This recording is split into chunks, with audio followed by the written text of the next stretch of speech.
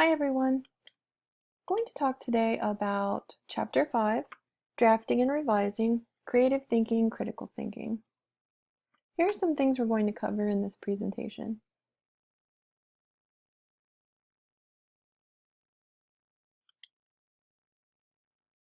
Here are a couple of quotes that are applicable to our topic. There is no good writing, only rewriting. And when I say writing, oh, believe me, it is rewriting that I have chiefly in mind. So what is revision? Revision is a thinking process that occurs anytime you are working on a writing project. It's looking at your writing with a fresh eye. Revision occurs throughout your writing process. Revision occurs before drafting, during drafting, between parts of drafts, and at the ends of drafts. Here's some common myths about revision. Revision is not taking apart your paper. It is not limited to editing or proofreading. Editing would be simply checking for grammatical mistakes or punctuation. Revision is not punishment or busy work. So as you're preparing to draft, here are some time-saving hints. If you are handwriting your first drafts, always write on one side of your paper only, in case you want to cut and tape together portions of drafts or you want to experiment with interchanging parts of a particular draft. Leave margins on both sides of any handwritten pages so you can add information later or jot down new ideas as they occur. Devise a system of symbols, such as circles, stars, checks, asterisks, that will remind you of changes you want to make later. If your ideas are flowing well, but you realize you need more supporting evidence for some of your points, consider leaving some blank spots to fill in later.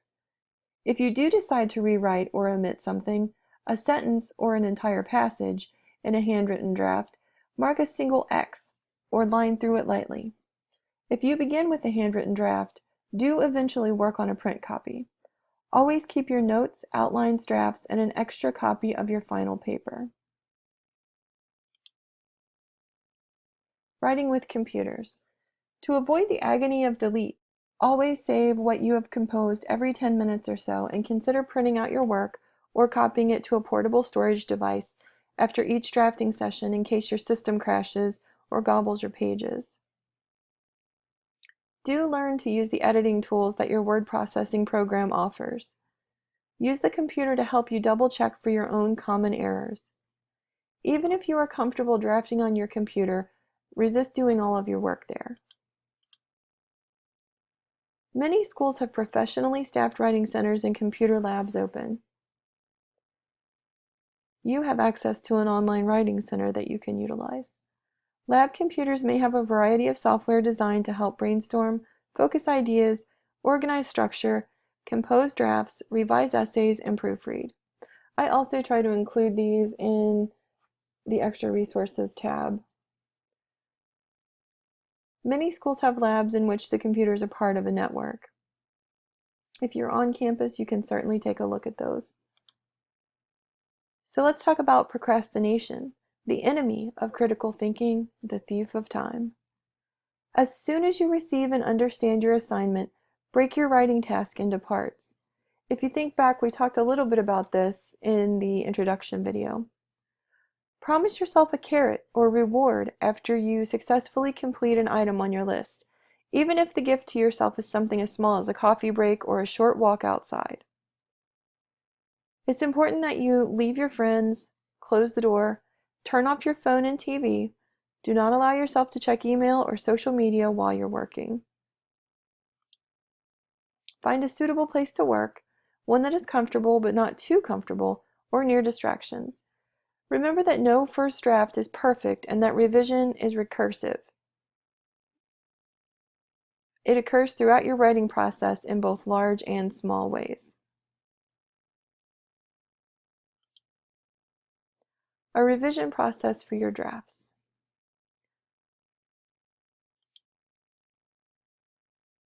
So, how do you revise for purpose, thesis, and audience?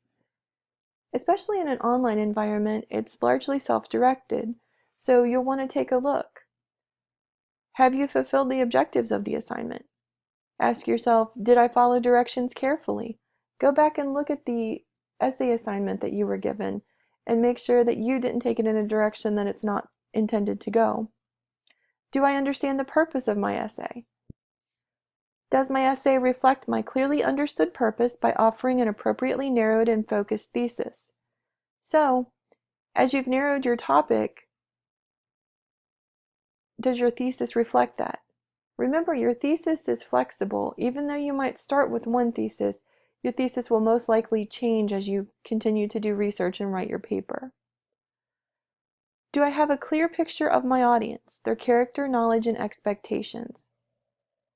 Have I addressed both my purpose and my readers' needs by selecting appropriate strategies of development for my essay? So think about who's going to be reading this, me and your classmates. And the description that you're going to do will be about something that you know that we don't.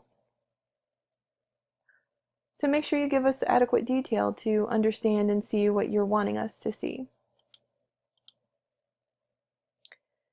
Think about, is there a clear relationship between my thesis and each of the major points presented in the body of my essay? Did I write myself into a new or slightly different position as I drafted my essay? Have I included all the major points necessary to the reader's understanding of my subject, or have I omitted pertinent ones? Are my major points located and stated clearly in specific language so that readers can easily see what position I am taking in each part of my discussion? So, not all papers have positions, but it should be clear what you were attempting to accomplish with each paragraph. So what is critical thinking? Well, critical thinking refers to the ability to reflect upon and evaluate the merits of our own ideas and those of others as we decide what to believe, what to do, or how to act.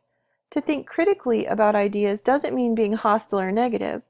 It means undertaking a close, reasonable examination of opinions, logic, and evidence before we accept certain claims or pass them along to others. And if you think about it, you do this all the time. When somebody tells you something, you stop and think about, well, what do I know about this person? What's their character? Can I trust them? What do I already know about this situation? And then you synthesize that, and then you decide whether or not you think what the person's telling you is true or not. So you want to learn to distinguish fact from opinion. You want to support your opinions with evidence, evaluate the strength and source of your evidence, use enough specific supporting evidence, watch for biases and strong emotions that may undermine evidence, and check your evidence for logical fallacies. So this may not come into play with this essay, Essay 1, but this will be something that you can take with you, the critical thinking, throughout the rest of the course and as you move into 102. So how do you revise for organization? Think about whether or not you're satisfied with the organizational strategy you selected. Are your points logical and easy to follow? Are they presented in topic sentences that state each important idea clearly and specifically? Is there a smooth flow between your major ideas? Are any parts of your essay out of proportion? Does your title and lead-in draw readers into the essay and toward your thesis? So anything you put in your paper should be touching back to your thesis, which is your main point. Does your conclusion end your discussion thoughtfully? Is it emphatic? Is it memorable?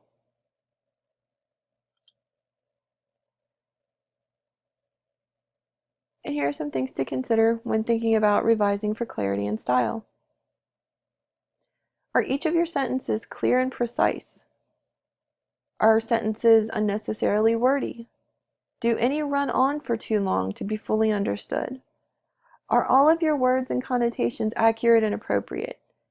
Meaning, some words carry negative connotations. So if you were saying something like discussing poverty, you wouldn't want to say, those people are really poor. You would want to say something more like, those people are economically challenged.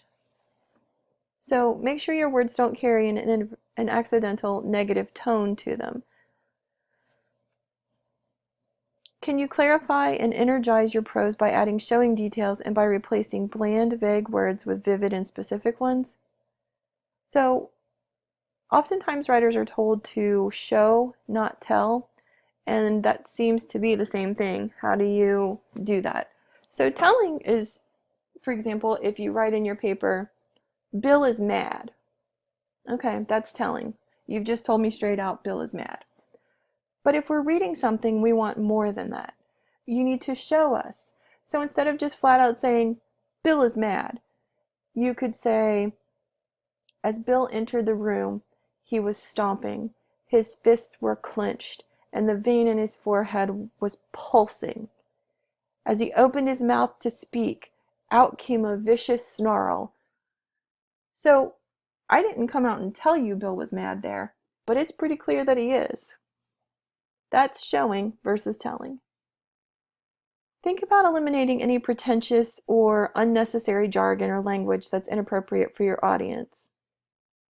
So anything that sounds above your audience's level, for example, you don't want to write to experts when you're defining a word or when you're describing something. You don't want to describe, if you're describing Cincinnati, you don't want to do like a highly detailed architectural analysis, because chances are a lot of us aren't architectural people, so we might get some of it, but you don't want to write above our heads, otherwise we won't understand what you're saying. And then on the same token, if you are writing something like that, but you've brought it down to our level, try to make sure you're not using language and jargon that only people in the know would understand. So make sure it's clear for everyone. And then think about too, is your voice authentic, or are you trying to sound like someone else? As you're transitioning from papers that are you-centered into more research-based items, sometimes it can be difficult and you think you have to sound like a research paper that's professional, or if you're doing creative writing, something from Old English. You don't. Your voice is great, it's authentic, it's you, and trying to write outside of that will sound artificial. So make sure your voice is authentic. We will learn in the class how to move toward academic writing, but by no means should you try to sound like something that you're not. Do your best, and we'll get you there. Editing for errors. So one of the best things that you can do is read your paper out loud. It would be even better if you could find someone to read your paper to, and both of you have copies, and that person listen and mark on the paper anywhere that you stumble, any place where you're trying to define or self-correct, any place where you pause where there's not a comma, any place that you stop where there's not a period, any place where it seems like you're not clear. If you can do that, that will help you tremendously, because when we're reading out loud to another person, or when we're reading out loud, period, we will correct what's on the paper automatically, but if I'm reading it as you're speaking it, I can catch it for you, and that helps clean up a lot of errors. It's one of the things that I do in face-to-face classes, and it's tremendously helpful. But on the same token, you can do that on your own and just read it out loud if you don't have someone you can read to. It'll help you catch a lot of things too. You also want to know your enemies. What do you struggle with that you already know that you struggle with? If you know that you struggle with punctuation, take a harder look at punctuation. Ask the person in your peer review discussion board, hey, can you look at the punctuation on this? And that will help you know already that that's what you have to do. Read backward. Does your paper logically make sense going backward as it does forward? Learn some tricks. There are many, many tricks for editing. Eliminate common irritants and use your tools. For example, if something's misspelled, Word will put it with a red squiggle. If there's something grammatically incorrect, it'll have a green squiggle. You'd be amazed at how many papers I get with spelling and grammatical errors with all these red and green squiggles, and all you have to do is just correct those. Sometimes with proper names, of course, the misspellings are not accurate, but take a look at each one and it'll catch the majority. Proofreading. So proofread your draft several times, putting as much time between the last two readings as possible. Fresh eyes catch more typographical or careless errors. Make sure too that any hard copy paper looks professional before you turn it in, which we won't have that problem. Check to be sure you formatted your paper exactly as your assignment requested. This is key. 1-inch margins all around. Times New Roman, size 12. Double spacing. Don't adjust anything to try to make the paper look longer. I do this professionally. I see hundreds and hundreds of papers a year. Please don't adjust the settings. I catch it about 99% of the time. There's really no point. If you're struggling, talk to me. I'm glad to help you. But it is my big pet peeve when people try to adjust papers to make them look longer. And inevitably they'll say, I wasn't trying to make it look longer. Why would you adjust it then? So, a final checklist for your essay. I will not read this, but feel free to take a look at this and read your paper up against it.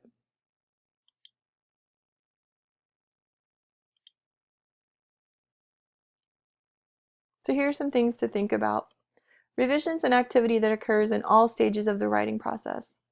All good writers revise and polish their prose. I can tell you safely that the papers I write, what they start with at the beginning and what they end up are, the ideas are the same, but often the writing, the organization, the sentence structure, many of those will change. Revision is not merely editing or last-minute proofreading. It involves important decisions about the essay's ideas, organization, and development. To revise effectively, novice writers must review their drafts in stages to avoid the frustration that comes with trying to fix everything at once. Critical thinking skills are vitally important to all good readers and writers. Collaborative activities can help writers draft and revise in a number of useful ways, which is why we do the peer review. Most writers experience writer's block at some time, but live through it to write again. If you're experiencing writer's block, step away from the paper for a little bit and just do something to clear your head. Don't sit there and try to agonize and force yourself to keep looking at it. Google writer's block and take a look and see what you see. There's lots of great activities for overcoming it. You can free write. You can do an outline. You can do a word cluster. There's a section on it in your handbook and in Steps to Writing Well that can help you get through writer's block. And if you're really stuck, by all means contact me. Otherwise, have a good week, and I hope your drafting is going well.